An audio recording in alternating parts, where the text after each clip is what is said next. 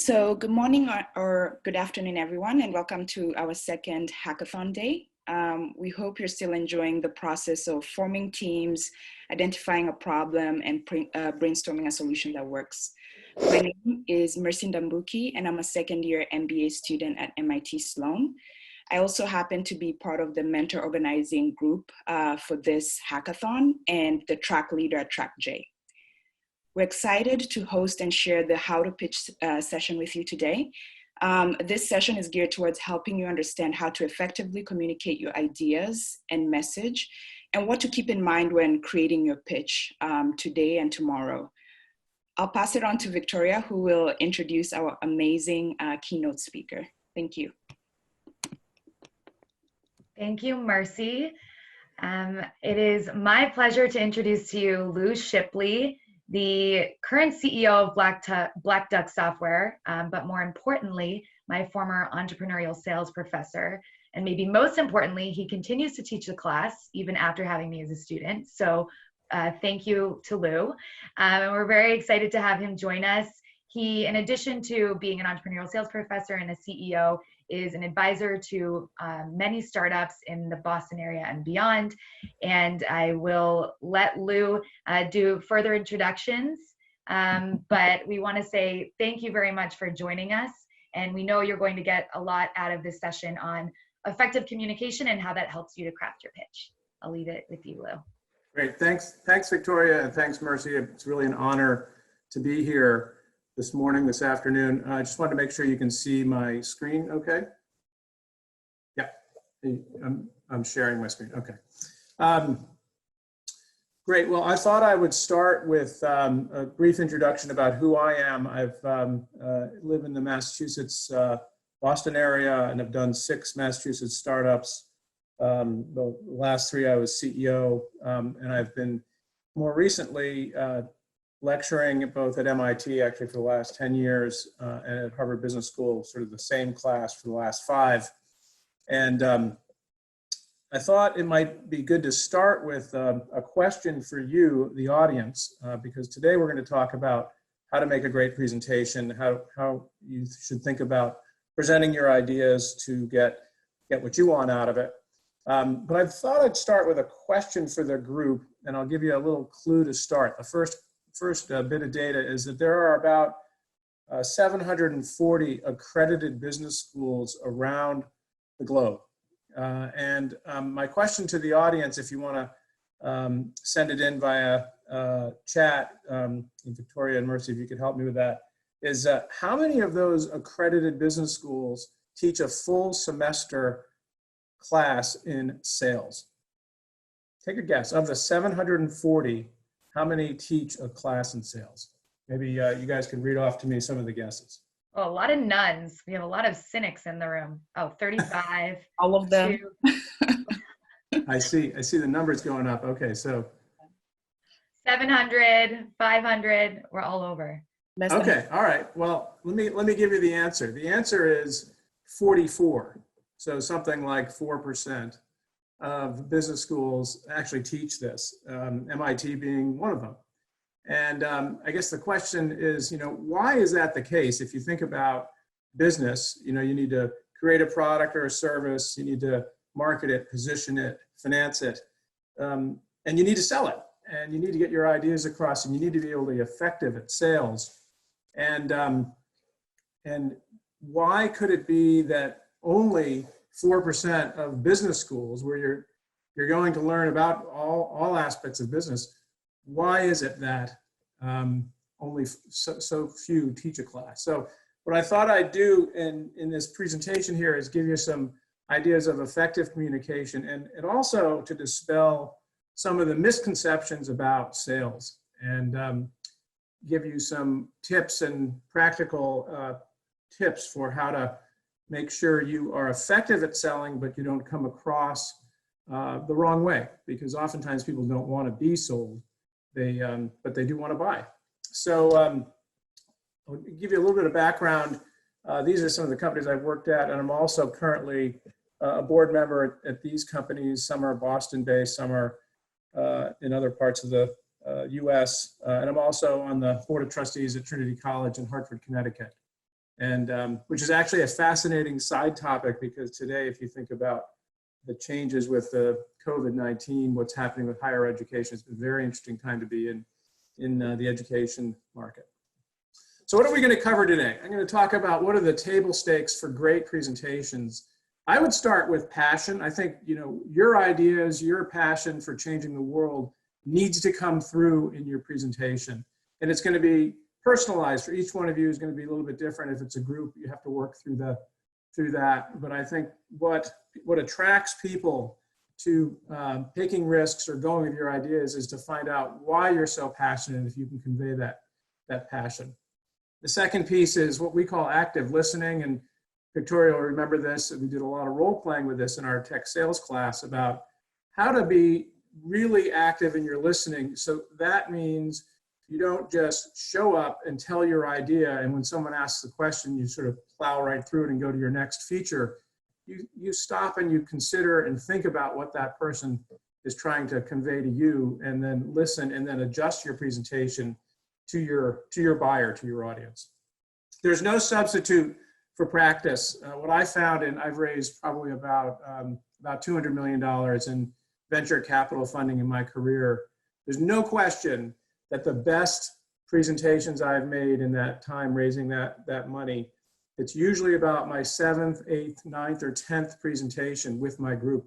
That's the best one. It's never your first one, so don't think you can wing it and do a good job. You really need to practice. And the reason for that is you need to get used to handling objections that people have or questions people have, and to seamlessly be able to answer those, so that it, and also for your teammates to be able to answer those. And then the final thing I wanted to talk about is how to anticipate and handle objections, because you're going to get them. Objections being people that either don't agree with your idea, have questions, have an alternative viewpoint, and how to do that professionally, and you know, do it well. So let me start with the presentation of, I think it's really important that your narrative is clear, and that there's a reason you believe in what you believe in. I don't know if you're familiar with the field of narrative psychology. This is about how your ability to tell a story is different verbally than it is in writing.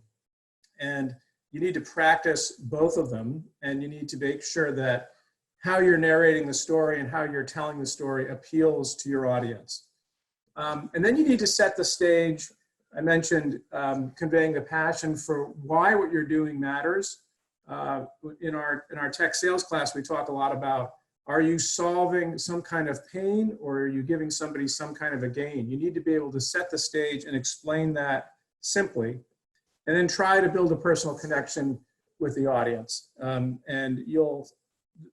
that ties into the active listening piece of, are you listening to the questions people have and really answering their questions, or are you just coming back with your feature and your benefit as opposed to listening to their question?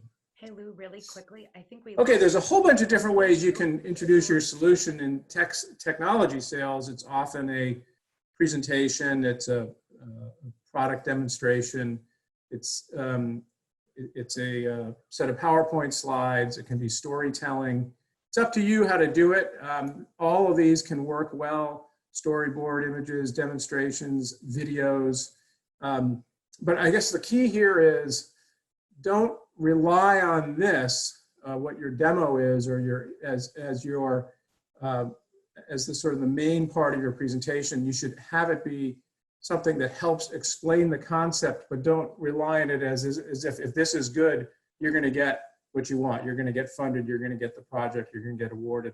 You need to have this work into your presentation, and again, that's how practice works. So the way I would think about practicing is come up with your pitch, and then do some trial runs with some people. Maybe it's your parents, maybe it's your friends, and ask them to be critical of your presentation, and really take the criticism. Don't be disappointed if someone is critical. It's what you get in criticism that makes your presentation better. And I think this is a whole part, and I'll talk about this a little bit later on, about what we call the growth mindset. The key part of getting better at these things is to find out what isn't working, adjust it, and make it better. So introducing your solution, you can be creative. Victoria remembers doing these kinds of things in class with us at MIT. You remember the elevator pitch competition. You know, some of the winners are the most creative, often the most creative, creative presentations. Okay, and then just an idea on PowerPoints. What you don't want is tons and tons of text. You'd like to have, you know, usually a visual, like I've had on these previous slides, a visual and a little text to explain it. But the worst thing you can do is just have lots of text, because what you don't want is your, in some ways, PowerPoint is bad, because if you put a lot of text up there, the audience might be reading the text rather than listening to you. And what you really want is to have them listen to you. So one idea, I usually do this with every presentation, is I put a deck together, a PowerPoint deck, I practice it, and then I do the presentation without the slide deck. Because oftentimes the most powerful presentations don't include any visuals. If you're able to tell your story through your personal connections, through your narrative, it can often be more powerful. And then that way you don't rely on your presentation or your demo as a crutch, that you've personalized it and internalized it. So it's worth building a good presentation, testing it out, and then trying to sell your idea without it and see how it goes. And you'll probably learn from that times at which you should bring up the presentation, times which you may not want to. All right, so I'm going to transition the presentation now to a couple of things that we talk about in tech sales as ways to think about how to answer objections or answer questions when they come up in your presentation. And then after that, we will have some time for questions and answers. By the way, Victoria or Mercy, are there any questions I should start with now, or do you want me to just finish the presentation and go? We were wondering if we could go on full screen mode so that people can see the full presentation. Yep, I'll just go back to full, I'll review the slides. Okay, so this is the importance of narrative, setting the stage, yes, introducing your solution, and slide design. Yes, and we can encourage people with questions to write their questions in the chat, and then we'll revisit at the end of the session. At the end of it, okay, great. Okay, so here are some techniques that, as I mentioned, we cover in our class, and I give these to you for sort of background information of things to think about as you put your presentation together. We talk about, and Victoria will remember this, an upfront contract. An upfront contract is, in sales, a contract that you make at the beginning of your meeting, which is to agree on the reason for a meeting. Why does this happen? Sometimes you get into a presentation and you just start talking, or you have a little bit of personal chat beforehand, and you lose some of your time about why you're there for the meeting. So agreeing on the reason for the meeting also gives you the ability to ask for what the outcome is. So here's an example. Hey, thanks for your time. I'm here to tell you about XYZ. And at the end of the presentation, this may be something you want to move forward with, but it may not be. And this is the notion of be willing to walk away is very effective in sales, because so many times customers or buyers are used to you showing up and pushing your idea and going for a close and going for a commitment. Oftentimes it's more effective to say, this may not be for you. And if you're willing to walk away, you can often draw out from the customer something that you may not have realized in your presentation was really speaking to them. But by willing to walk away or say, maybe this isn't the right thing for you, they'll say, no, it is, but I'm more interested in this over here. That's when you engage your active listening. That's when you find out, okay, I came with this idea and somebody was interested in part of it, but not all of it. And it's your job as a presenter to figure out what your buyer or the person that's listening to you, which parts are of most interest to them, and then you sort of tailor the solution for them. But if you're not willing to walk away, if you go in and just sort of push your idea, it often doesn't work well, and a buyer then gives you answers that aren't really answers. They might say, well, why don't you come back later? Or why don't you go do a little bit more work? Or why don't you do this? But what they're really saying is, I'm not interested. You haven't convinced me.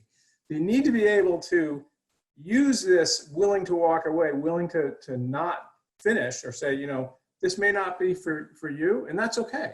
That's all right. It may not be, it may not be for everybody. So the upfront contract is a good way to do two things. One is to agree on the outcome of the meeting. If at the end of the 5 minutes, this is of interest to you, we'll go to the next step, or not.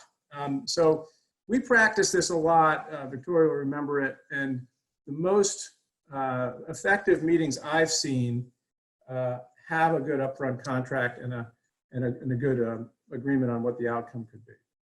Now let's think about how you present and what's important when you're presenting. Tonality, how your voice sounds.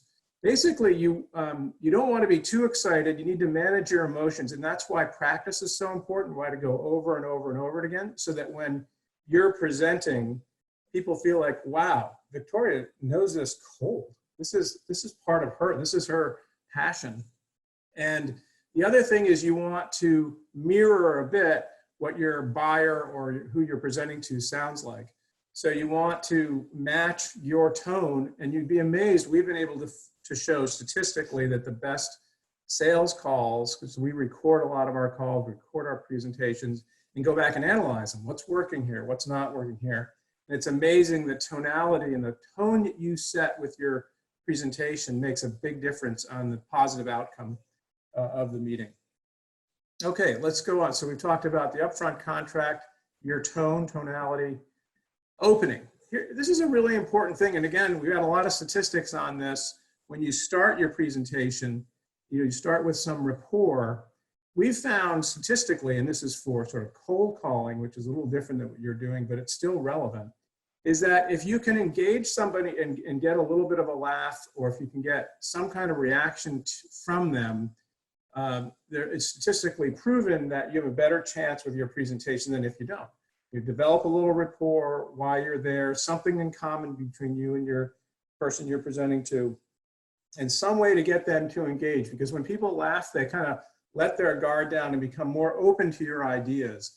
So having a I'm not talking about a corny joke or a sort of silly joke. I'm talking about some way to just get engagement with your buyer. So that's kind of usually how we recommend on an opening. And then the basics of your presentation. This is where I'm sure you're spending time on this hackathon is, great problem statement. Because what you don't, in tech sales, what often happens is you'll have a founder come up with a great technology solution, but that solution is in search of a problem. You really want to start with the problem. Here's the problem. I have a solution to this problem. And that's your problem statement is a very important part of your presentation. And then you get to your target market. Who do you think you're going to be talking to? Your solution, your differentiation, and then the basics of your actual presentation, which we talked about before. But I think it's important to state the problem. And in the tech sales class we talk about really digging into this problem by what we call probing for pain. Find out if this problem statement you've mentioned is painful to that customer. Do they feel that pain? And we talk about building a series of questions, which we call a pain funnel. It's actually literally a series of questions you walk the buyer through to find out if this problem that you state seems to be a problem for them. And this is often when you find out that sometimes your problem statement isn't a problem for the customer, or they're not aware of the problem, but that your job is then to explain to them why this is an important item to tackle. A couple of things on sales, again, why you may not be taught in many places. Some of the conventional wisdom, I think, is trite and useless. I don't know if you've watched this movie from Alec Baldwin called, it's called, what's it, Glengarry? Yeah, Glengarry. Basically, thinking about salespeople as always be closing. I don't think that's effective. I think what's much more effective is to go back and think about these kinds of things, and then to actively listen and ask for questions. So the next thing is handling objections you may have. So you've come up with your presentation, you've practiced it, and now you've got to get used to listening to what the questions are. Sometimes people will pose a question, but it's really an objection. And sometimes people will not be very direct with you. They'll say, oh, this is kind of interesting, but.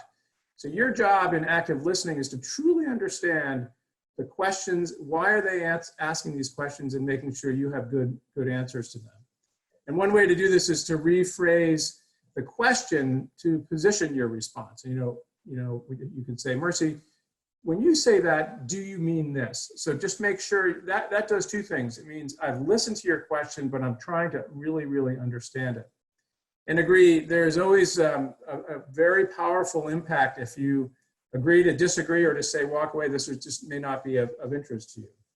The other thing that you can do is to practice what we call discovery questions. Basically, these are a series of questions you may have that help you really interpret the interest that your buyer may have. Now, I found, as I've built sales organizations, managed technology companies, done a lot of these presentations, whether it's selling a tech product, hiring a person, managing an organization, raising money, I found that generally there's the top presenters look at the world in one of two ways. And you may be familiar with this. This is basically from a book called Mindset by Carol Dweck, who is a psychologist at Stanford University. But she talks about the growth mindset, which is, the growth mindset is this notion that you see failure. And failure for you might be the first time you make this pitch, it's terrible. Or the first time you try and present your idea, you get thrown out, or like, nope, we're not interested, you're dead last. Failure is an opportunity to grow. It's only by failing that you can get better. And it's amazing, so certain individuals have this capability to see failure and embrace it. Organizations, countries, I mean, this is psychological behavior that's really, really powerful. And you want to try and find a way to prove to who you're presenting to that you have the growth mindset. And that is sort of challenges help me grow. Feedback is constructive. I like to try new things. And the difference between the growth mindset and the fixed mindset is where, and you've probably seen this in your lifetime, or you've seen people that are like this, where failure is just, this isn't going to work. There's no way this is going to work. Or you sort of go down a rabbit hole of saying, I'm never going to be successful here. Now, I should point out that at different times of your life, you're going to probably have both of these characteristics. I've had times in my life where I've had a fixed mindset, and it's only through failure. And one of the ways I failed was I got fired as a CEO of a tech company. And it was really, really painful. But I learned a lot from it, and I got better. And it's the same thing with your presentations. I'd encourage you to, this is why the practice is so important, try things out and see what isn't working. And it's when you find out what isn't working that you're actually getting better. So I think through this, and if you can also get Carol Dweck's book called Mindset. It's a fascinating book, and it's statistically, she did a lot of interviews with people about this and found out that there is really a difference between, top successful people have more often than not have the growth mindset. Now, back to this notion of you're selling your idea, you're pitching your idea. It is really more about listening than it is about just throwing your idea out. This is data from a company called Gong.io, which is a California tech software company, really fast growing software company.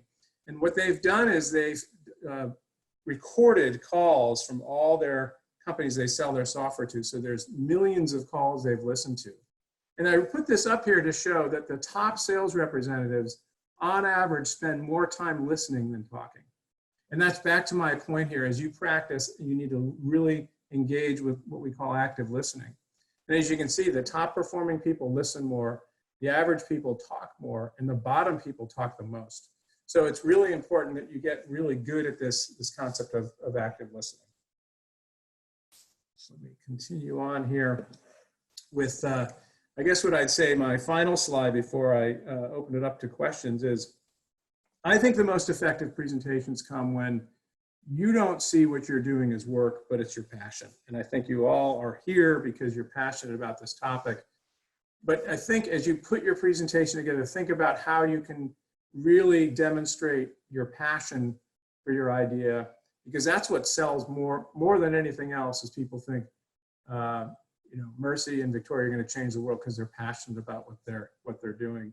And passion can overcome a lot of different things, and it doesn't feel like work when it is passion. I can tell you, I feel very lucky in my career. I don't feel like I work today. I've always loved what I do, and I'm pretty excited to say that I don't feel like I'm ever watching the clock or, you know, not happy with what I'm doing, because I'm passionate about what I do. And I think that shows, it really shows in your presentation. So with that, I think maybe I'll stop. It looks like there are a number of people have asked questions. You want to start in on the Q&A? Yes, we have a lot of chat questions and Q&A coming in. I took note of a few, so keep them coming in, and Mercy and I will monitor. I know before there was a question about, Lou, can you explain the upfront contract one more time? Absolutely. Let me go back to it. Okay, so this is when I'll give you an example of it. So let me get, you know, and if you remember, Victoria, we played some of these in class, some recordings of upfront contracts. An upfront contract would be something like, if I were meeting Mercy for the first time, I'd say, hi Mercy, when I meet other students like you at MIT, I find they're really interested in thinking about how we can help Africa through this crisis. And I'm assuming this is important to you. So I'm going to spend a little time talking to you about this. And if you find what I'm talking about interesting, we can move forward with next steps. But if you don't, I'm happy to walk away and give you some time in your day back. That's so the upfront contract was, I'm going to present something to you, which I think may be of interest to you. I think you're interested, but if it isn't, I'm going to leave you back and give you some of your day back, and I'm going to walk away, and I'm not going to push this on you, because the notion there is that she might say, oh, good, yeah, this is really of interest to me. And usually in an upfront contract, you ask for a certain amount of time for the meeting. You might say, Mercy, you know, I'm here because I'd like to spend 5 minutes talking about COVID-19 in Africa. After that 5 minutes, we'd like to agree on an outcome. But if that's not of interest to you, I'm willing to give you the time back. So it basically gives you the opportunity to give Mercy, whoever you're talking to, the ability to say, you know, no, I don't think this is of interest to me. And it makes it so that your presentation is, I'm here for a reason, you're here for a reason. It keeps you from going too much down the rapport of just talking about something else you have in common and never getting to the reason you're in the meeting. But it also gives both sides the ability to walk away if there isn't mutual interest. Awesome. I think the next question we have is, can you explain differentiation a little bit? So you had the slide about the basic elements of a presentation. People are interested in understanding what you mean by differentiation. Yeah, so in your basic, you know, set of marketing of any product, you need to be able to say, you know, we think you have this problem. We think the problem is big and it can be addressed this size of a market. It's probably going to be 100 million or 1 billion or multiple billions of market. We've come up with a solution that we think is unique here. And it's different from other people that are trying to solve the same problem. So the differentiation comes into, we do something that either no one else does, or we do it a little bit better because of, think of it, your unique intellectual property, or it's because your unique knowledge of the problem set, or because your unique understanding of the cultural norms of the market you're going after. So it's where you think other people might have the same idea you have.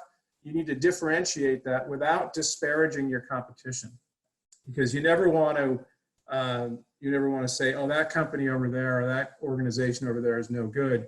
You want to say, yeah, they're doing something and they do it well. Here's what we do, and we do it a little bit differently, and that gives you the opportunity to say why you have a unique approach to this. This is especially interesting or especially important, you know, in the technology world, because oftentimes it is intellectual property or something like that that differentiates you. But it can be equally important for a service or any other business. Wow, I see the numbers just keep going up. Yeah. We have a follow-up question. Some people wanted to understand what you mean by fixed mindset. Absolutely.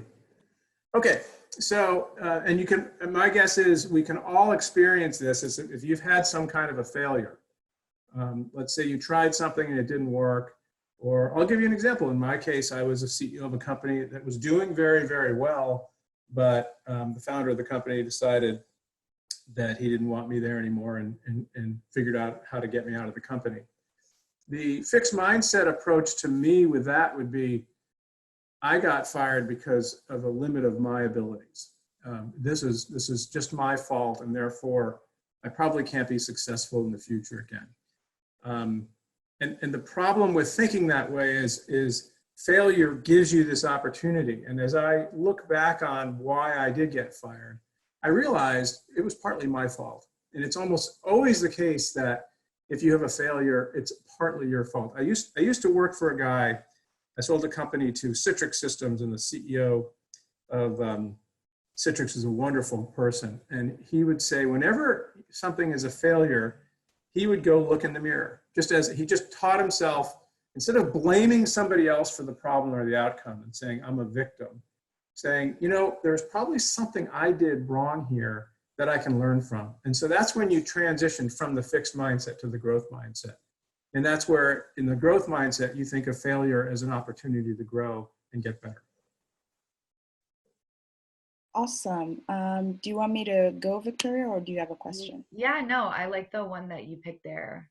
Awesome.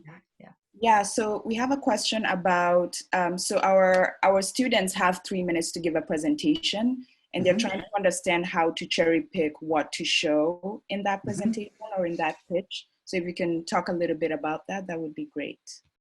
So this would be probably, you know, what's the best way to convey your solution in a very short time frame with others. And this is where this can be very, very important about how to do your demo, because it can also differentiate you. The problem with relying on this, though, is if it goes wrong. Like, right, one of the reasons I learned a long time ago in the software world is you're always doing demos. When it blows up, when it doesn't go well, you lose control of your presentation, and then the focus is on why did your demo not go well. So I think this has to be simple, and it has to be compelling. So it can be, and you know, video is probably always the best thing because people respond to full motion video. They respond, we're trained as human beings. We just respond to good music. Like I was responding to the music at the top, you really like it. So I think if you put some time into this, it's a good way to be able to differentiate what you're doing.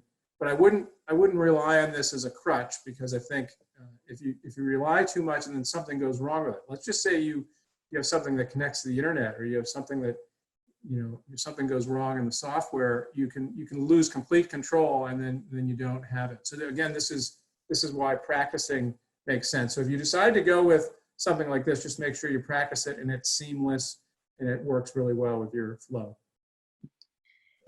And actually, Mercy, there was a follow-up question to that around using data in a pitch. How have you seen data used effectively to convey a message or a story, and how can our participants think about using data in their 3 minutes? Okay, great question.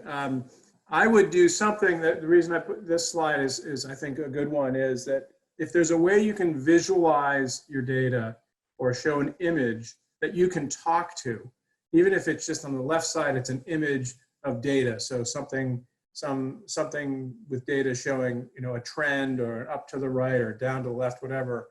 It gives you, the person will look at that and immediately internalize visually what you're trying to say. And then your talk track, your narrative, is the further explanation of that set of data. So I think using data is very, very important, but don't do it with a spreadsheet on a PowerPoint slide or lots of numbers that looks like an eye chart, because then again you lose control. People are like, what is that number there? You just have to keep it very simple. Think of it as almost like an abstraction layer. You're abstracting the problem and making it really simple. When I always talk about this, and not to disparage my my parents, but in all the tech companies I've been in, they never really understood what my product does. They never have. And so I realized I had to simplify it to the point where my mom would get it, right? And it was like, I'd have to, you start with like a really, intense technical description of what your product does, all the way to like really, really simple. So what you want to do is really simplify, abstract this, and then use the data for major trends, and then have your talk track be where you dive into more detail of that. Awesome. We have a question about impact. So most of the presentations or most of our teams are focusing on social impact, and they want to understand what are the best way to describe the impact that your solution is having. Well, I think I didn't have a slide on this per se, but I think, if you think about, I always ask this question to employees in my company, no matter which company I was in. I would say, why are we in business? What are we doing? And people would inevitably say, oh, we have the best, technology, or we have the best customers. And it's like, no, we're in the outcomes business. We are here to, build a company that creates something great for our customers and improves on outcomes for this individual. So I would say, in your case, what you're doing here is, the proof would be that you're successful is what outcome you're solving and how you're making the world better, and how you're reducing cost or increasing human happiness or well-being. And that in your presentation, you need to build the trust so that they say, well, I'm going to give you a try because I think your outcome will be the best outcome. But it's really no different than running a software company. You're in the outcomes business. You're not here to focus on exactly what your differentiation is. You're here to create both, in the case of a business, you need a profit for your shareholders, you need your customers to be happy, you need your employees to be happy. Thank you. So we had a few questions coming in that are generally around when you're pitching in a virtual environment where you might have internet issues, or you can't get your slides to work, or there's a blackout, or what were some of the other options that were thrown out here? These kinds of issues where you can't be face-to-face, or in a COVID-19 scenario. What are your tips about how to still build that rapport, or share, or make sure that they understand your solution without having some of these other visual tools? Yeah, no, it's a great question. I appreciate the question. I mean, I'm teaching at Sloan now virtually, not by choice. We were in class when we were together, Victoria, we were always in class together, and now we're doing it virtually. And it's not the same, it's harder. And the interactivity is harder.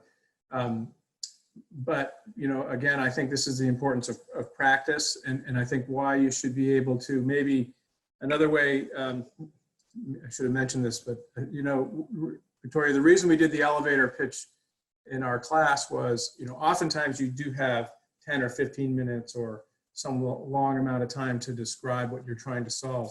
But the elevator pitch is just that. Imagine telling your story.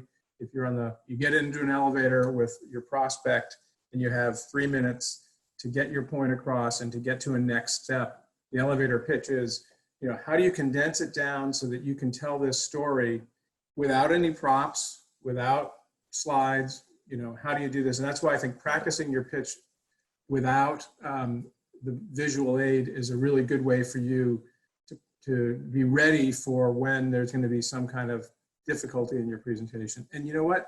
There always is. This is why it's so important to practice this without it, because inevitably something happens. Imagine in a typical sales environment, you're ready to go and pitch, and then the customer says, oh, I have this emergency phone call I have to take. Well, all of a sudden, you've lost control of what you thought was your controlled environment.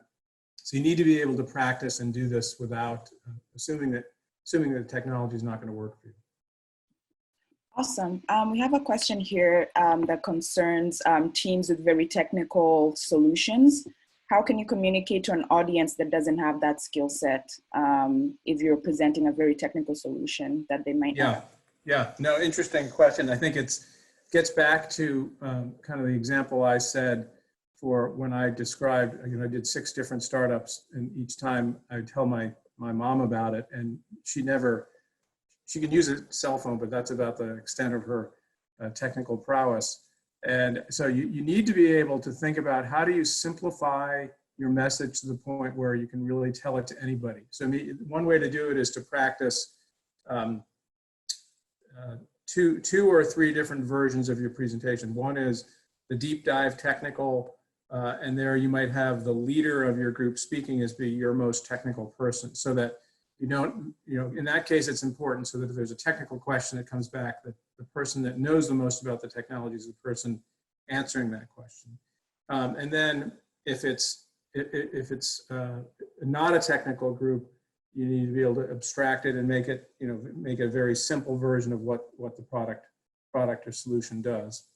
The other thing to do, though, in terms of building credibility in your presentation, let's say you're presenting and you're not technical to a group of people that is technical, and they ask you a technical question that you can't answer.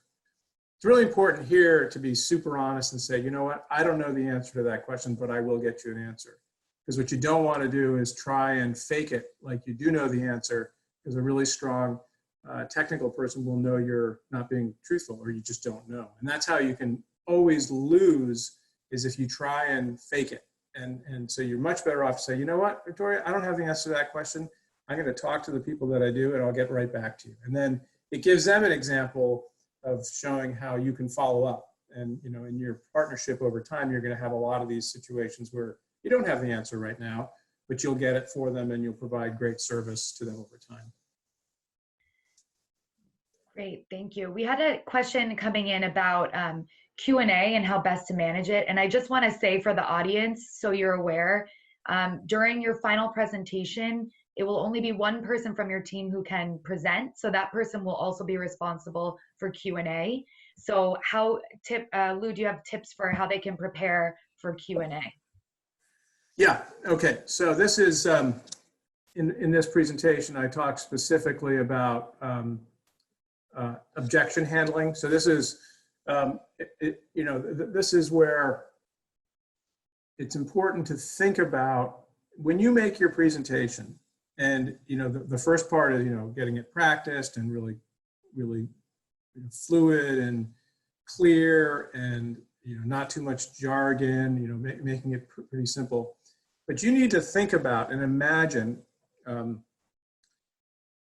person you're presenting to. What are the questions that they're going to have, and what are they possibly going to say isn't good about your solution? What, you're proposing this, I don't get it, or doesn't somebody else already do that, or is this really a problem? So I think if you, in the same way that if you think about how debates, like think about a U.S. presidential debate, and the participants will always have a stand-in as their opponent asking them questions. It's the same thing here. Think about, I'm going to say one thing and someone's going to not, disagree with it. So think about handling it, and there's a good way to handle it. So that's a really good question. Here's how we would think about that. I think it's also good to make sure, back to this active listening, that you fully understand their question or their objection before you launch into an answer. Because the biggest mistake you can make in these time situations is just to want to memorize some benefits and then get them all out. It's important that you get your benefits out, but you want to match the benefit to the problem that they see, or the real question that they have.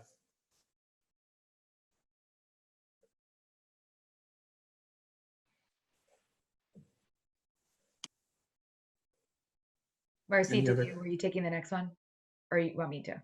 I wanted to tell you to. Go ahead. Okay, so we talked about handling objections. So, this is a good one about how you start your presentation and how you end. So we had a question around, should there always be a call to action, or how do you think about building rapport and maybe the connection between the beginning and end of the presentation? So yeah, how do you start strong and finish strong? What are some good, any tips that you have there? Yeah, so let's talk about an opening. An opening is where you might be able to connect with a person on a common subject, maybe where you're from, or your common background, maybe where you went to school. Oh, you went to Penn. Some kind of a rapport that gets a personal connection. And I do think, you know, some of the stuff I've got here is more for sort of first time calls where you don't know the person and you're not in an environment like you're here. But I think opening with getting some kind of humor and some kind of just connection, personal connection, where you sense that the group starts listening to you actively is one thing. And then on the close, it is a call to action. That's why we have this at the end of your upfront contract, or at the end, you start with an upfront contract. I'm here, we're going to talk about this. At the end, we would like to either move forward or not. I think when you close, it's when you come back to this. At the beginning of this meeting, we talked about what we were going to do. Now that we're done, would you like to move forward or not? And again, be willing to make it clear. If you walk away, that's fine. You know, maybe our solution isn't for you. But I think you know, as opposed to the notion, I put this slide in here of always be closing, which means that you should, this form of sales is, no matter what Victoria or Mercy says, try and close, try and close, try and close. And what happens is the buyer just feels like you're not listening to me, you're just trying to jam something down my throat. I think it's a much better approach to come back and say, at the beginning, we had this upfront contract, we're here for this meeting. If you're interested, we'd like to move forward with the next steps, 1, 2, 3. Are you in agreement? But so it's not, it is basically trying to get them to make a decision, but it isn't too pushy.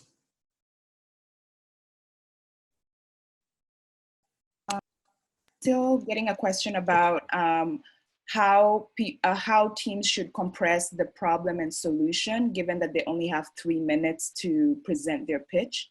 So maybe we can give some tips there on what they should focus on in terms of the element of the presentation. That would be great. Yeah, well, I think you in a 3-minute presentation, you need to be able to convey this, you know, importance of what the problem statement is. So it is, you know, we believe this is a problem, and this is where you could start with something like the data slide. There's a real problem out there. We're here to talk to you about this. Here's the proof that this is a problem, and we think our unique solution can help solve this problem. It may be that the best thing to do is to start with a slide that shows the problem, or a video or a graphic that shows, you know, proof that this really is a problem, and then you go into why your solution is unique.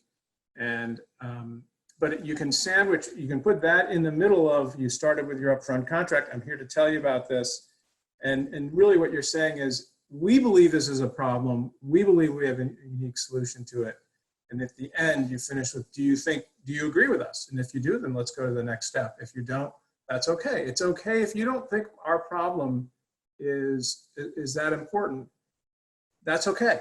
I think the worst thing you can do in sales is to say, my solution will definitely work for you all the time. I think you need to give people the opportunity to say, maybe not, or maybe you need to craft it and change it just a little bit. And then they'll say, yes, I will go with this edited version of your problem and move forward. But it gives them the sense that you're willing to listen to adapting your solution to what they think will work in the world. Awesome. We have a follow-up question. So I think I understood this question differently from Victoria, but what happens if you have a blackout during presentation? Like how do you recover? Yeah, well, again, I think the practice is that you need to practice as if there's going to be a blackout. Let me give you an example.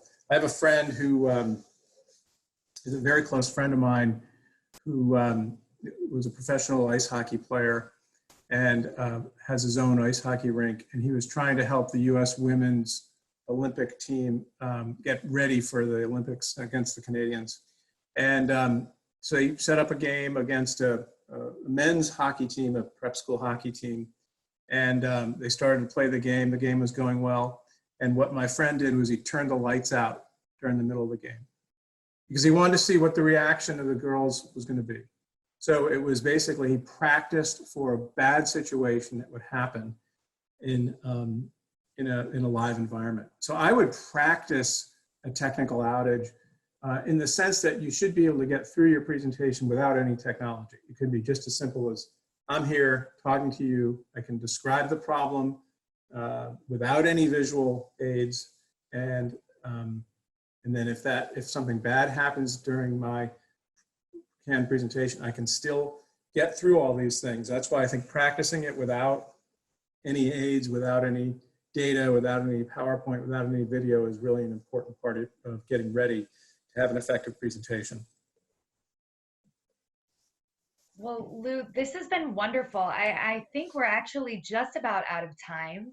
And so I wanted to give you a second to say, do you have any closing remarks before, if we could ask the participants to stay on the line, and Mercy and I will give you a few updates on what's going on today. The only thing I would say, I saw, wow, there's a lot, the participant count has gone up a lot since we started. You're popular, the word got out. I guess my only point is, if people are on LinkedIn, feel free to connect with me, and I'd be happy to share thoughts or ideas of how to do this. And it is one of those things that it's like anything. You get better with time, you get better with practice. As I said in my class, Victoria, I was a lot better as a CEO in years 8, 9, and 10 than I was in years 1, 2, and 3. And it's just like anything in life. You get better the more you practice, the more you, again, learn from what doesn't work and adjust and have the growth mindset to say, all right, I failed. I'm gonna get better this next time, as opposed to, I failed, I'm never gonna get there.